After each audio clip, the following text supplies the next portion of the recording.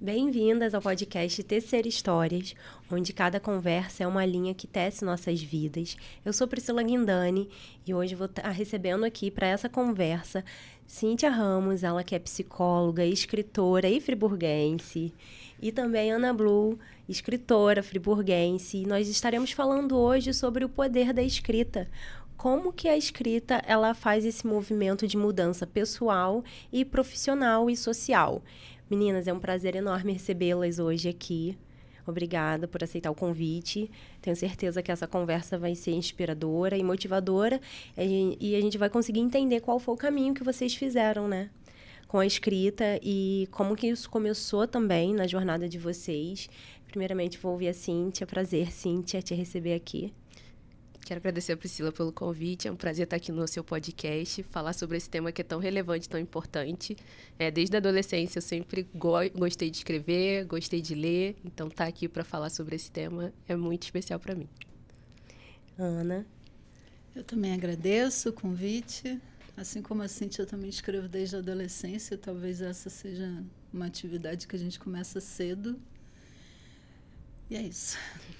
E aí? Esse movimento da escrita, vocês falam que veio desde a adolescência. Mas na adolescência vocês já imaginavam assim, na fase adulta eu vou ter um livro. Sabe aquela coisa que a gente, vai listando, né? Já era um desejo do coração de vocês. Ana escreveu Pequenos Pânicos, né, Ana? Foi quando que você escreveu esse livro? Eu lancei ano passado, durante a Flip, e fiz um lançamento aqui em Friburgo também em dezembro. Mas são textos de 20 anos. É uma coletânea de várias fases da minha vida. Muito legal. É curioso que eu falo como que as coisas vão acontecendo, né? Tava vindo hoje no carro com a Cíntia também, já estava contando um pouco para ela. Que eu fui ao show do Tony Garrido, no Festival de Inverno recente, e eu ouvi ele apresentando o seu livro e falando sobre você. E eu falei, cara, queria conhecer essa pessoa. E aquilo ficou assim em mim. E de forma despretensiosa fui tomar um café, né? Onde você também gerencia, né? A cafeteria. Sim. E a gente acabou se conhecendo de forma muito natural, né? E eu acho interessante porque a forma como ele apresentou o seu livro me trouxe a curiosidade de entender um pouco dos seus pensamentos, sabe? Onde a sua mente vagueia, assim, até pelo título, né? Que é curioso. Pequenos Pânicos. O que retrata? O que a gente encontra no seu livro? O meu livro traz... Eu gosto de brincar, de dizer que é o título é o que mais cabia dentro do livro. Assim, eu tenho um texto dentro dele, que o título é Pequenos Pânicos, e ele fala sobre uma condição que a gente conhece como FOMO, que é... Não vou falar como que é a expressão em inglês, mas em português significa o medo de ficar de fora. O medo das coisas acontecerem e a gente não está sabendo. E eu faço até uma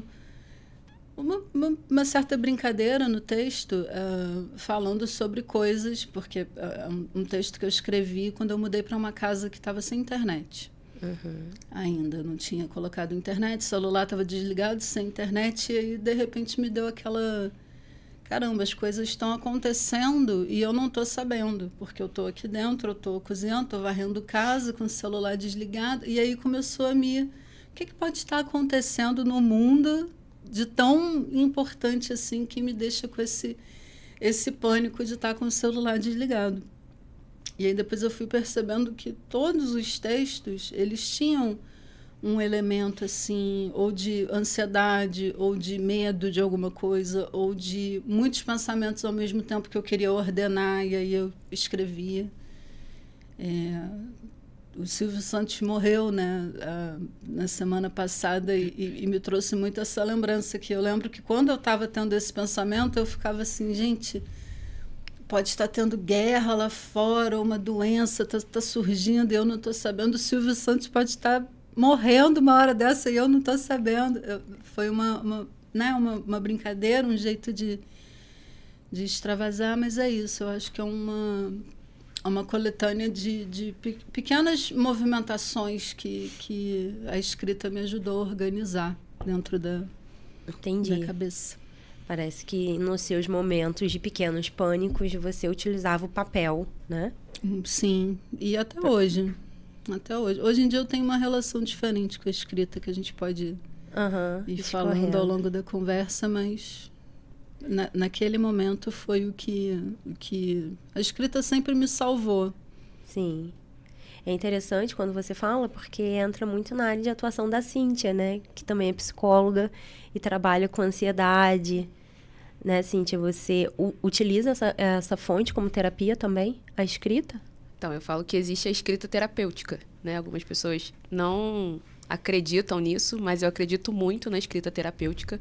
Acredito que tem resultado, que muitas pessoas conseguem enxergar sentimentos e emoções que nem elas sabiam que carregavam. E quando elas escrevem, elas conseguem despir a alma. E despir a alma ajuda você a se conectar com emoções e sentimentos que talvez você não fazia ideia que aquilo ainda te afetava. Então, a escrita dentro do consultório, pelo menos para mim, é uma ferramenta que eu utilizo. Sim. Você trouxe 3 livros, né, que você participou. Fala um pouquinho pra gente como que foi sua participação, como tá sendo, né, que você ainda tá nesse processo também. Sim. Os livros que eu participei são coletâneas, né? Tem vários autores participando juntos, coautores, e cada participante tem a oportunidade de levar o seu olhar e a sua forma de escrever. Eu tive a oportunidade de participar do Juntas e Diversas, né? Que a Márcia Lobosco é a organizadora, e eu escrevi uma poesia sobre mulher. Foi numa fase em que eu estava passando muito mal e uma amiga me deu uma flor. E a partir da flor que ela me deu, nasceu um poema. E aí eu participei do livro em 2022 com a Márcia. E em 2020 veio o convite da editora Anjo, lá de São Paulo, de um projeto chamado Mulheres Extraordinárias. E o Mulheres Extraordinárias, eu falo que eu não tinha dimensão de onde ele ia me levar e de onde ele está me levando. Porque quando eu aceitei participar da segunda edição, na pandemia, em 2020, eu não fazia ideia do que viria depois.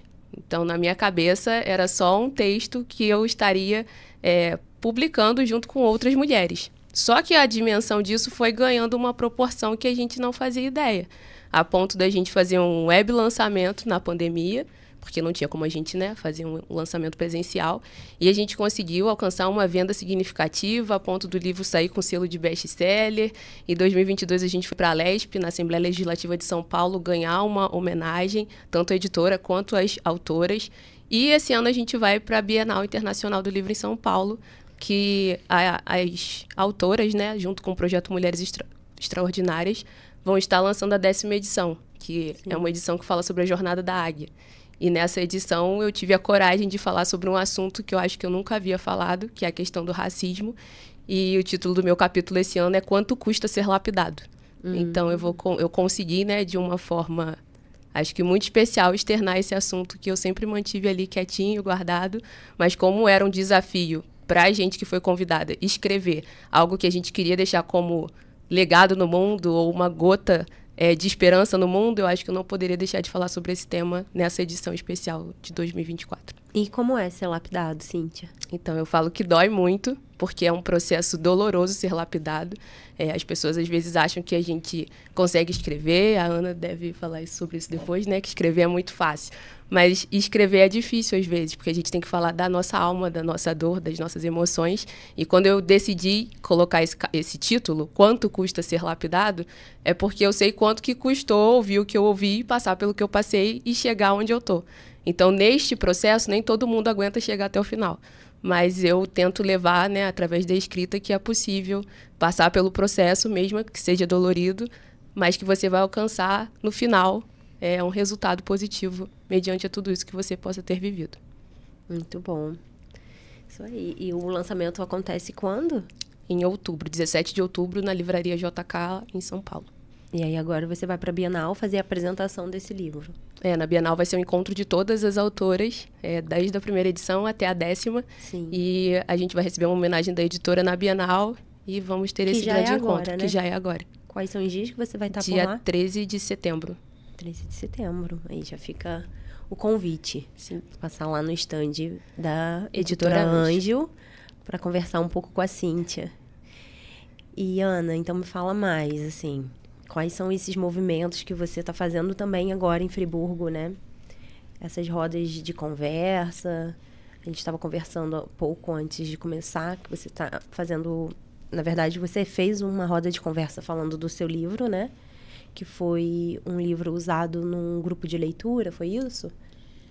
Foi. O Pequenos Pânicos foi escolhido pela Márcia Lobosco, a mesma pessoa que ela citou, que faz essa coletânea, né? Do Juntas e Diversas há bastante tempo também. E a Márcia, ela é a idealizadora, né? A realizadora, vamos dizer assim, na verdade, do Instituto Leituras. Ela já foi, inclusive, já teve um reconhecimento, assim, acho que não sei se ela recebeu a Eloneida Stewart, ela já teve, assim,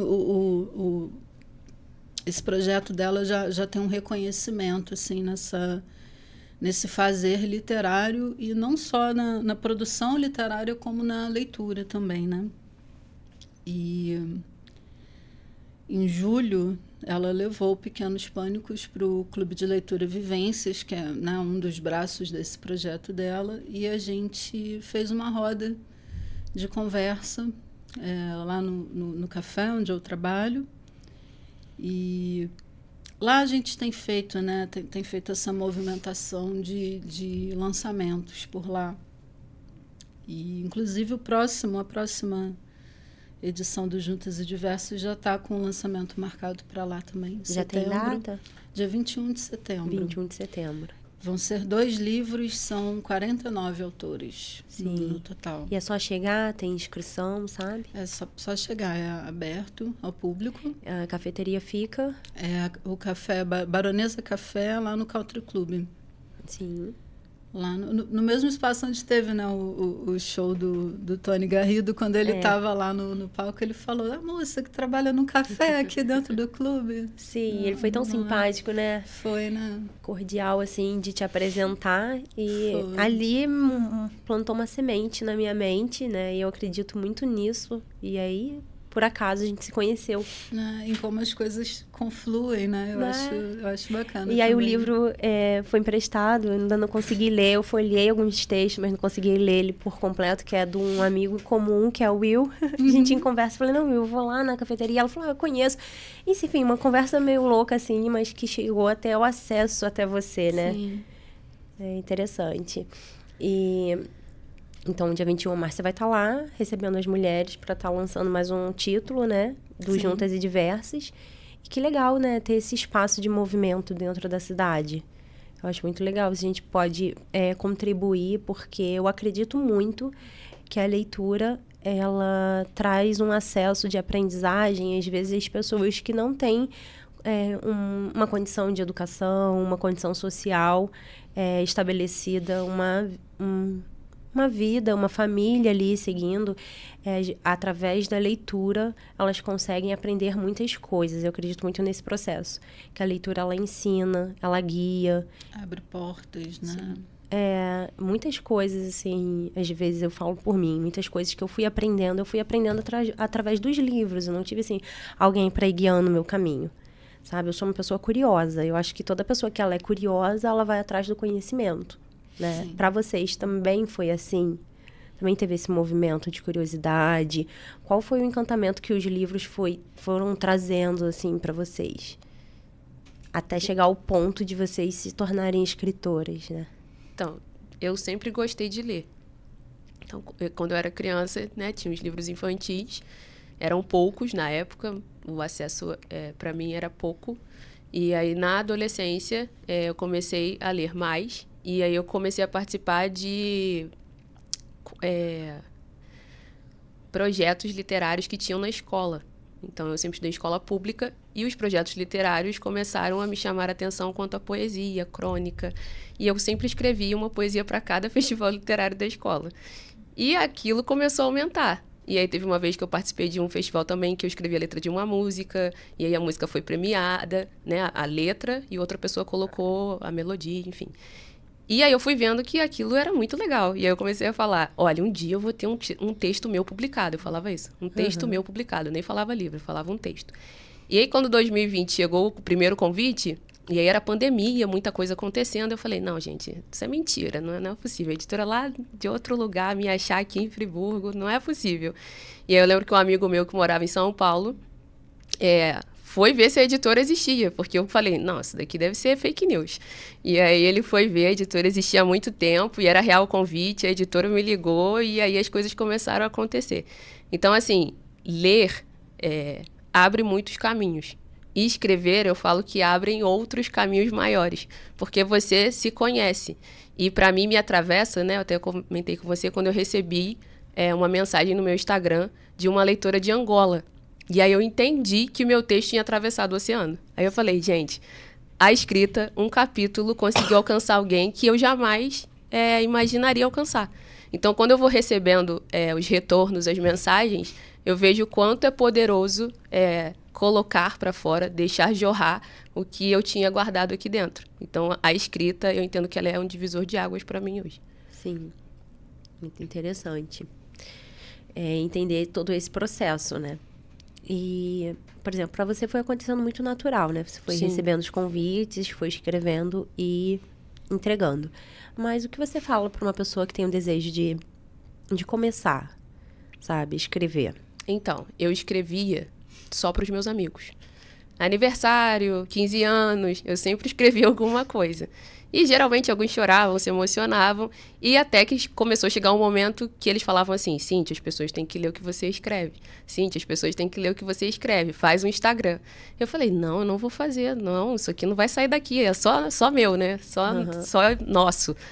E até que eu tomei a coragem de criar o Restaurando História. Sim. E aí eu comecei a escrever pequenos trechos lá, pequenas reflexões, e foi através do Instagram que a editora me achou. Sim. Então, assim, se eu não tivesse ouvido os meus amigos e tomado a coragem de colocar as minhas reflexões lá, talvez isso daqui não estaria acontecendo. Então, eu entendo que quando a gente quer começar alguma coisa, a gente tem que ir independente do medo, porque tinha o medo de estar lá expondo. Sim. Mas o retorno que começou a vir foi muito positivo.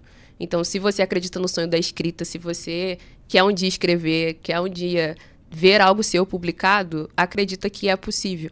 Porque para mim foi, como você mesmo disse, foi de uma forma natural, né? Eu não saí desesperadamente correndo atrás de nada, as coisas foram chegando e às vezes até de uma forma um pouco assustadora para mim.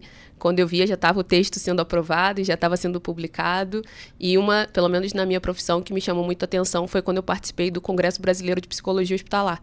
Sim. Em que eu e mais 2 amigas nos escrevemos nosso trabalho, mas, né, um congresso brasileiro com psicólogos de todo o Brasil, a gente pensou, nosso trabalho não vai passar.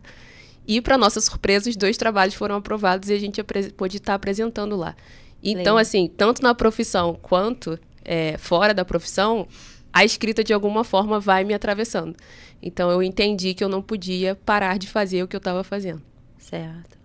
Porque, para quem escuta, né, vale dizer que você tem uma rede social onde você compartilha, né? Restaurando, _ história. Isso. Né? Você ali compartilha pensamentos, você fala muito sobre... Ai, tá até passando aqui. Você fala muito sobre tempos de pausa, né? Com um olhar mais voltado para psicologia também, né? Sim. Uma abordagem mais de suporte, né? Que eu entendo, né, depois que eu tive ansiedade, a importância da pausa. Foi a pausa que me ajudou a sair desse lugar. Porque a sociedade é acelerada, a sociedade é caótica. E parece que ninguém pode ser improdutivo. Parece que tem que produzir o tempo inteiro. E quando eu entendi que se eu fizesse a pausa no meu trabalho, na minha casa, no meu dia a dia, com os meus amigos. E quando eu falo da pausa, não é você ter que fazer uma viagem cara, você ter que fazer algo muito caro. É você fazer o simples, é o simples de todo dia. Você consegue desacelerar. E eu pude perceber isso compartilhando com cliente, com paciente, com amigos, o quanto é importante fazer pausa. E por isso eu comecei a trazer para o Restaurando História a necessidade da gente fazer a pausa, porque estar sendo improdutivo também é saúde. E parece que não, mas é. Porque existem questões na nossa vida que, se você não admitir que você precisa de uma pausa, você vai adoecer. Sim. Então, a pausa, eu falo que ela me salvou e ela pode salvar muitos outros. Eu que fui mãe 3 vezes e gosto de ser uma mãe muito presente, né? Assim, o que eu penso de pausa assim, mais recente foi aí na pandemia. Que eu tava com 2 crianças pequenas e não tinha muito o que fazer, né? Todo mundo parou. E eu lembro o quanto era difícil, né? Eu tinha muito esse sentimento de improdutividade, de que eu não estava encaixada no mercado de trabalho, muito esse vazio que a Ana relatou, né? Parecia que estava todo mundo fazendo alguma coisa e eu não, né? Você falou do celular no início, né? Mas eu tinha muito isso, tipo assim, parecia que eu estava fazendo uma coisa que era desnecessária ali, cuidando dos meus filhos. Mas até o momento que eu abracei isso e pude perceber que esse era o meu maior projeto, gente. Qual seria o meu maior projeto, não ser cuidar dos meus filhos? Na verdade, foi através de um desafio que nós enfrentamos de saúde, né? Onde eu pude repensar e valorizar cada minuto que eu estava com eles e não mais me lamentar por estar, né? Porque tem muita essa cobrança. Quando a mulher vai ter um filho, parece que é isso, ela para um tempo, parece que ela fica desconecta a tudo que está acontecendo porque ela está ali maternando. Mas isso é muito importante, né? Esse momento é muito importante. Eu lembro que eu fazia muitas pausas, assim, de caminhar, de levar ele para o parque. A gente andava muito lá pelo country club, muito. E como que isso realmente é bom e como que foi um tempo que eu consegui me conectar comigo mesma, assim, na minha essência, né? Esquecendo todos os títulos profissionais ou coisas que algum dia eu já tinha atuado. Apenas sendo eu, mãe daquela criança ali que precisava de atenção. Então, eu acredito muito mesmo nesse tempo de pausa, de respiro, para poder entender, que eu acho que também é o que a Ana escreveu. Porque no momento que você escreve o que você está sentindo, você também está ali, opa, peraí, por que eu estou com tanta falta, né? Sim, sim. Eu gostei de uma expressão que ela usou agora há pouco, que ela falou que escrever despira a alma, né? E é exatamente isso. Eu comecei lendo também, principalmente. Não me passava exatamente pela cabeça escrever também. Mas eu demorei a falar, eu demorei a aprender a falar, a me comunicar. Sempre fui uma criança muito fechada. Não me enturmava muito, assim. Eu era aquela criança que fazia amizade com a tia da cantina, com o pessoal da biblioteca, uma visão mais adulta, assim. De responsabilidade. De responsabilidade. Né? Fui criada principalmente pela minha mãe, pela minha avó, uma família de mulheres, né? E acho que desde cedo eu já tinha uma visão um pouco dramática da vida, eu acho. E eu acho que o mundo tende a ser cruel com as mulheres em muitos aspectos, e quando a gente fala sobre essa necessidade da produção, né? A gente não ter direito ao ócio. O ócio também é criativo, né? Quando a gente para, respira e pensa, e dali a gente vê caminhos, a gente vê soluções, ou não vê nada, ou só descansa, para, sabe? E a mulher, eu acho que muitas vezes não é dado esse direito, porque é isso, se ela for mãe e ela optar por, eu tenho esses anos aqui para criar, estruturar esse cidadão, ela vai ser julgada pelo mercado de trabalho que ela abandonou, pela carreira que ela deu a pausa. Se ela decidir não ter filhos, ela vai ser julgada como uma pessoa que não está contribuindo com o papel, com a função social dela dentro da sociedade. Se ela adotar, ela vai ser julgada. Se ela não adotar, ela vai ser julgada. Se ela abortar, ela vai ser julgada. Se ela der para doação, ela vai ser julgada. Então, como a gente tem esse papel de formação do cidadão, né, eu acho que é importante a gente levantar essas pautas sobre a importância da pausa. E a escrita também é um momento de pausa, muitas vezes, né? Você perguntou se a gente já tinha, né, desde cedo essa ideia de que um dia escreveria um livro. Eu sempre tive. Quando eu comecei a ler, e quando eu comecei a gostar de ler, e quando eu comecei a ter os meus autores favoritos, e quando eu pensava coisas e eu via que aquelas coisas já tinham sido escritas, eu pensava assim, olha, eu tô no caminho. Eu tô no caminho, eu tô em conexão com essa galera aqui. E é um paradoxo muito louco, porque se você me colocar num grupo com 30 pessoas falando, você dificilmente vai ouvir a minha voz. Eu não consigo impostar, eu não consigo...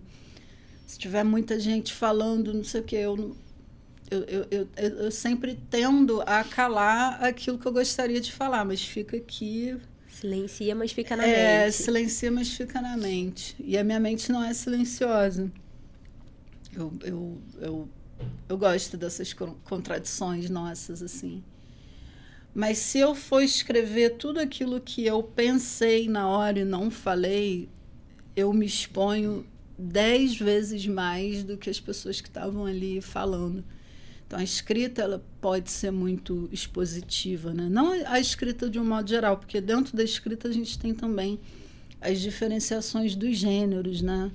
Eu ainda não conheço a obra da Cíntia, mas eu imagino que ela deva ter um aspecto parecido com a minha, que é uma obra memorialista, que é quando você não escreve ficção, você faz a ficção de você mesmo. É diferente de você escrever uma biografia. Se eu tivesse que escrever uma biografia, eu ia falar a Ana, que nasceu lá em Olaria, depois se mudou lá para Conselheiro. Você tem linha do tempo na biografia. Quando você escreve a memória, a linha do tempo está aqui. Às vezes, né, não é nem sobre escrever o que foi real, mas escrever o que você viu sobre a realidade, né? E... Mesmo que seja um olhar fantasioso, né? Criado. Mesmo que seja... Eu nem usaria a palavra fantasioso. Eu acho que é uma questão de perspectiva mesmo, sabe? E até mesmo escrevendo, a gente se... Eu tenho textos antigos com uma visão da vida. Sim. Conforme eu fui vivendo, a minha visão mudou, mas aquele texto está lá, ele está datado. Ele mostra um pensamento que eu tive naquela época, e talvez por eu ter a lembrança fotográfica até do que eu escrevi, eu posso ter essa memória também de onde a gente muda de ideia, onde a gente não era bem isso aqui que eu devia ter escrito, mas foi o que eu pensei na época, eu penso diferente agora. É um processo de análise bem... E quando você pega esses textos para colocar em um livro, você adapta a uma realidade atual, assim, de pensamento? Não. Ou você usa o pensamento que você tinha na época mesmo? Ipsis literis. Se for um pensamento que eu discorde muito, eu não publico mais, assim, ele fica lá. Mas você deixa guardado até com forma de entendimento, né? Sim, sim. Esse livro mesmo, ele teve mais de uma configuração, né, de textos que eu retirei, depois que eu resolvi colocar. E talvez daqui a 10 anos, isso é muito comum entre os escritores, né? Você relê o seu livro depois de anos e pensar assim, putz, o que eu tinha na cabeça? Uhum. E tá no papel já. E já tá. E eu tinha um certo medo, né? Eu escrevi muito tempo nesse sentido. Eu acho que eu acho importante a gente falar sobre essa questão das redes sociais, porque Sim. Foi um divisor de águas, assim, nessa questão da linguagem.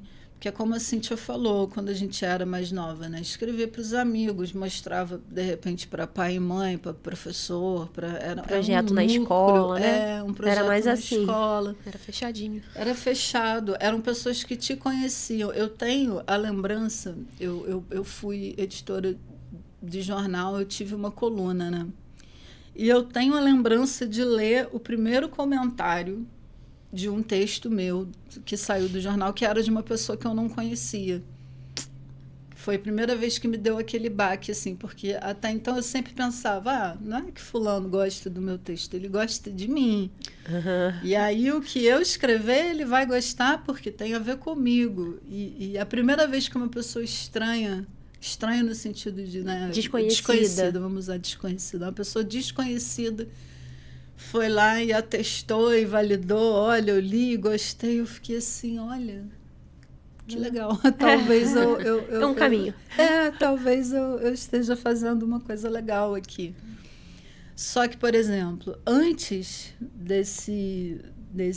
dessa chegada no jornal, já tinha o Facebook lá. Sim. E o Facebook, o Facebook, vou colocar aqui como Facebook, porque foi a primeira rede minha, assim, até escrevi bastante no Orkut, mas o Facebook, ele foi mais... não tem filtro, né?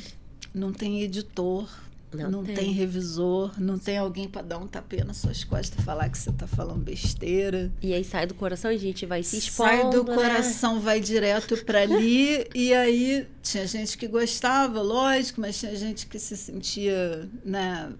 Não, peraí, eu acabei de ter um problema com a Ana Blue. A Ana Blue escreveu um texto que... é para mim, tipo, passei bastante por isso e acho que foi interessante, assim. Hoje em dia eu penso de uma outra forma, eu penso com cuidado. A sua rede social, Instagram, eu até coloquei ali, ela é fechada, Ana? Não, ela tá aberta, tá aberta. Para que todos acessem, é Ana in Blue, né? Ana in Blue. Para que as pessoas possam te conhecer por lá também, né? Sim. Te adicionar e trocar essas ideias. Desculpa te cortando, mas só porque agora você falou. E aí eu lembrei. Porque o poder também, né, disso, da rede social. A Cíntia falou que, por acaso, alguém escreveu no direct dela pedindo os textos. Né? Eu até comentei pra ela que na época da pandemia também me escreveram no direct. Mas eu achei que aquilo era meio fake, não dei atenção. A Cíntia foi mais ousada. Correu atrás pra ver se era verdadeiro ou não. Porque eu acho que a rede social veio muito para... Tem muito esse papel, né? A gente coloca ali o que a gente quer, o que a gente pensa. Pode ser uma parte editada na nossa vida, né? Pode ser um texto que sai do nosso coração e que, às vezes, as pessoas vão se conectar, pessoas que são de fora, e que quem é de perto vai achar que a gente está falando para ele, enquanto não é, né? O escritor, ele fala do que sai do coração e fala de forma geral, né? É para quem se conecta com aquelas palavras, né? Sim, e às vezes nem sempre eles estavam errados, não, sabe? Às vezes é sobre a situação, às vezes é sobre a pessoa. Mas não é um ataque, né? Não é é uma reflexão. É uma reflexão.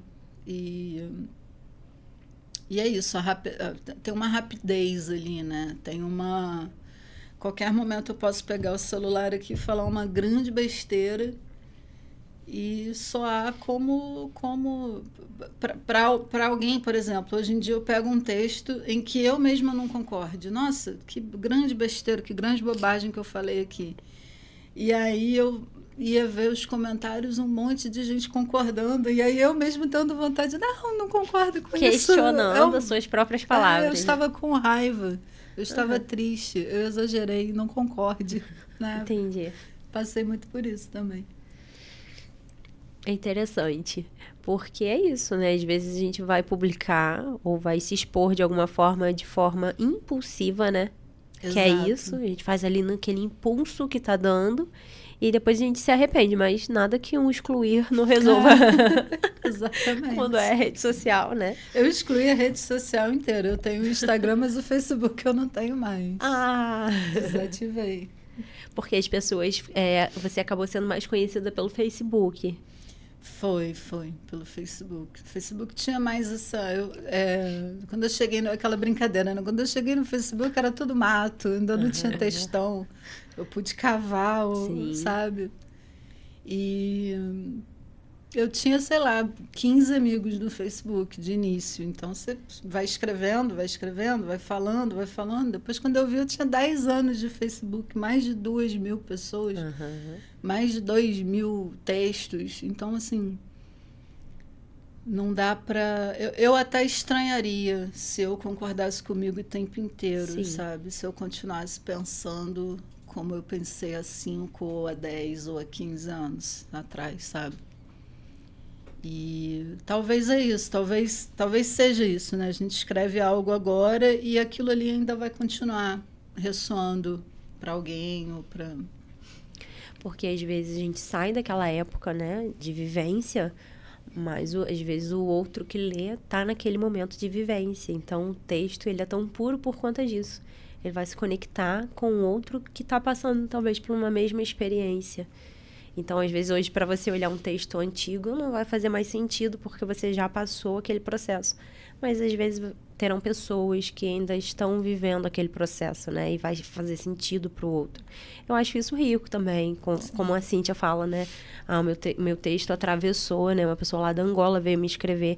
Porque, às vezes, a gente não tem essa dimensão, né? Do quanto que o nosso trabalho contribui. E entrando nesse assunto até...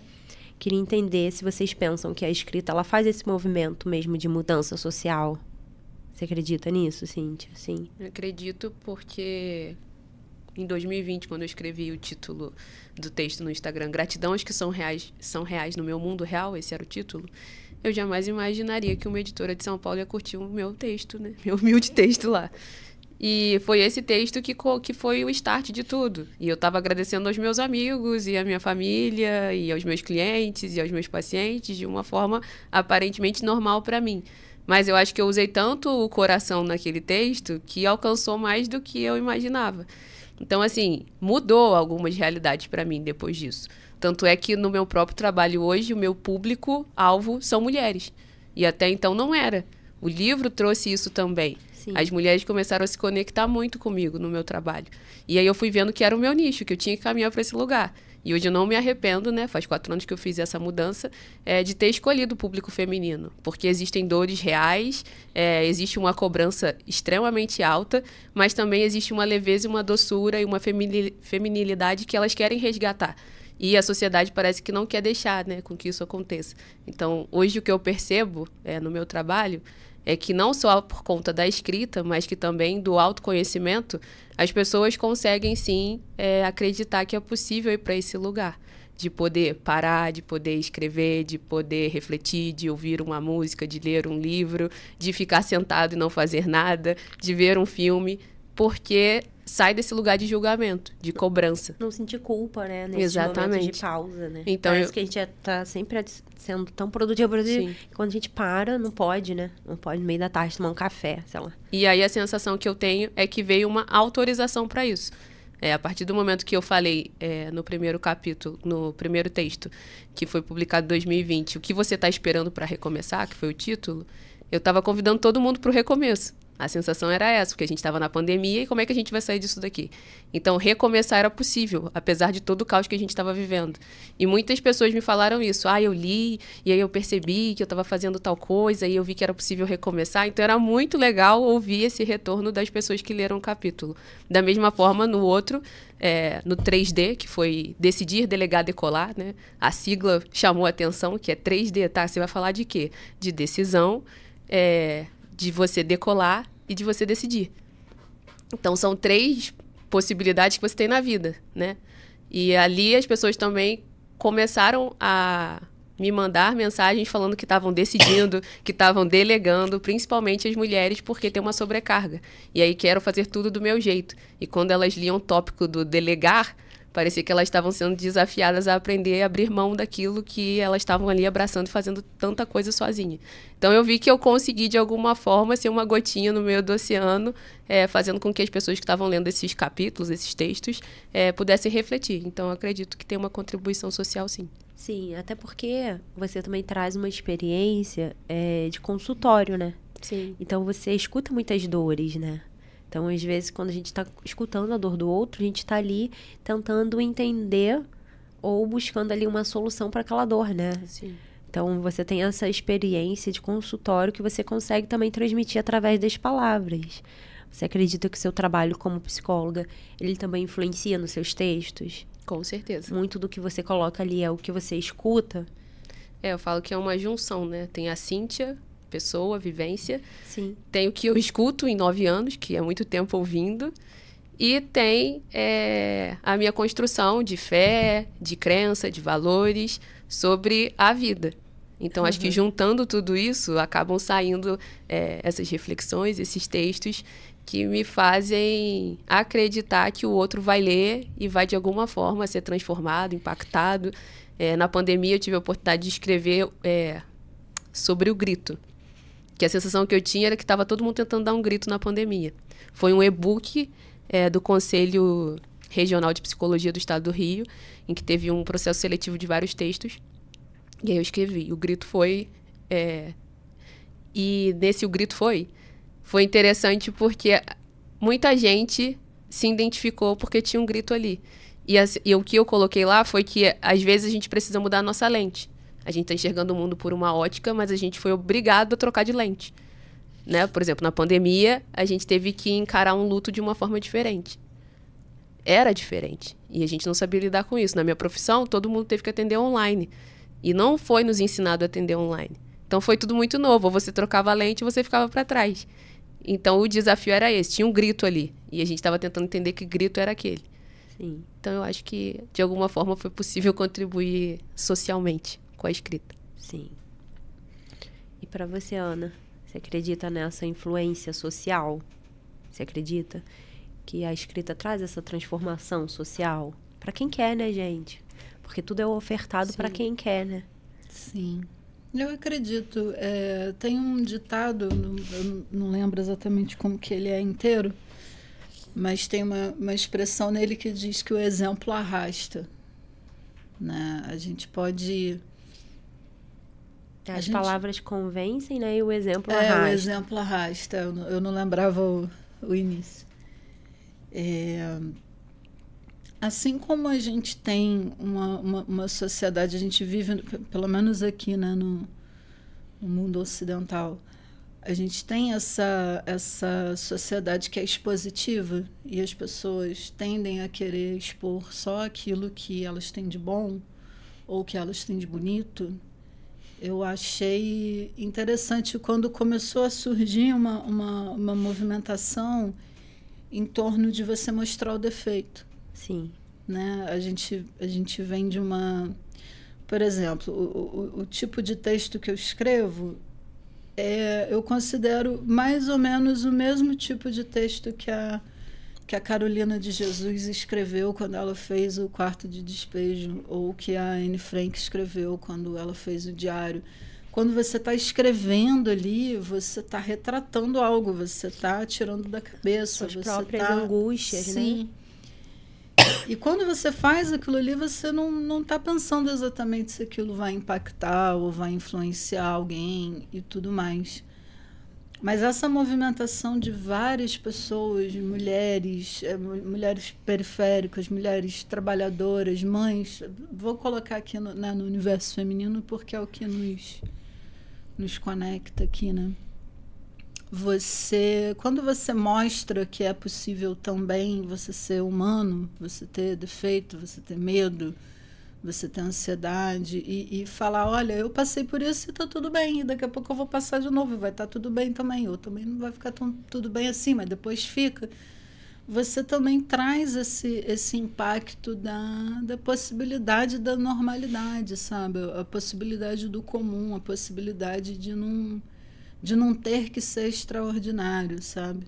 Se você for na minha rede social, no Instagram, tem ali um monte de realizações, sim, de coisas que eu fiz, eu achei que eu deveria colocar ali. Mas se você for nos stories, por exemplo, é vida, sim. Fogão quebrando, a geladeira quebrando, é filho gritando, E eu acho que o impacto social principal da escrita é esse, é querer dizer que você pode ter voz, mas que você também pode calar, você pode ouvir, mas se você não quiser ouvir também, tudo bem, sabe? E eu nunca pensei, na verdade, eu sou uma escritora bem egoísta, na verdade, eu nunca pensei no outro. Eu acho que quando eu escrevo eu só estou pensando em mim. E depois, que eu passei por esse processo que eu vi o quanto poderia impactar ou não, sabe? Eu tinha uma mania, eu tenho, né, uma mania que é a mania de arrancar o cabelo. A tricotilomania é o nome. E até os meus 19 anos de idade, eu não sabia que isso era uma coisa catalogada na CID, estudada. Eu não sabia.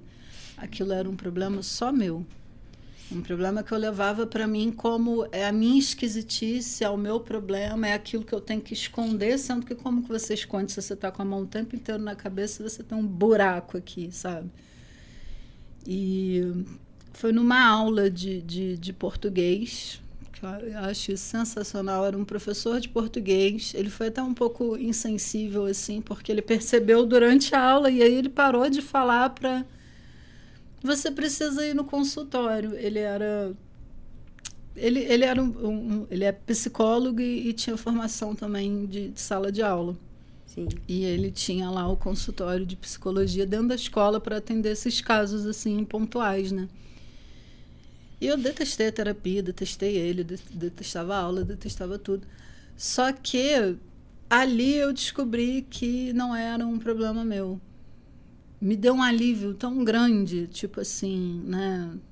Sim. Caramba, isso existe. E tem 2% da população, que se eu for botar um número aqui vai dar, sei lá, milhões de pessoas. E foi um alívio, assim, isso para mim é um exemplo que eu sempre gosto de dar quando eu tenho a oportunidade de falar, porque eu acho importante isso, sabe? Às vezes é a partir do que você escreve, que é por você, porque te afetou, e você, às vezes, não está nem pensando no outro. Mas o outro vai pescar, de alguma maneira pode chegar nele, e aí ele pode também ter essa sensação de eu não estou sozinho, sabe? Eu li um livro que fala muito sobre isso. É A Arte de Ser Imperfeito. Não sei se vocês já leram, da Brené Brown. Na verdade, eu adoro, porque ela fala sobre a vulnerabilidade, né? O quanto a gente não quer ser vulnerável. Então, a gente só quer mostrar as coisas boas. Mas quando a gente fala das nossas dores, das nossas angústias, isso conecta ao outro, né? Sim. E aí tem que ter esse olhar mesmo. Eu não estou pensando em escrever para o outro, estou pensando em escrever do que eu sinto nesse momento. Então, o outro acaba se conectando e quando você mostra a sua vulnerabilidade, parece que a gente se torna mais humano, né? Que a gente está mostrando as nossas dores. A Cíntia também passou por um problema de saúde, né, Cíntia? Você fala muito disso também no seu Instagram. Uma fala sua que, com certeza, deve conectar outras pessoas que também passam por esse problema. Então, eu acho que quanto mais a gente... Acredito muito nisso mesmo. Que quanto mais a gente conversa, a gente vai entendendo, a gente vai achando os nossos pares, né? Às vezes, uma questão sua, que você achava que era só sua, depois que você identificou. Isso seria o quê? Um transtorno? Faz parte do transtorno dos impulsos. Então, quando você identificou que era um transtorno, aquilo te trouxe de alguma forma um refrigério, porque, opa, peraí, eu não sou tão esquisita, não é comigo, né? É uma coisa que acontece em uma parte da população também, né? Sim, mas como eu não conhecia ninguém em volta que tivesse, parecia só meu.